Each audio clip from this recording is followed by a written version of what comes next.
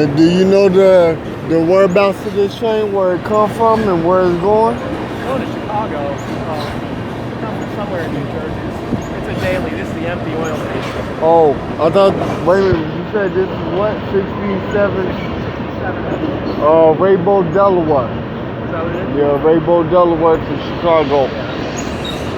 And then on to North Dakota. But that's the first time I've ever seen one engine from this. In a quarter mile, turn right onto the 17th Street ramp to I-99.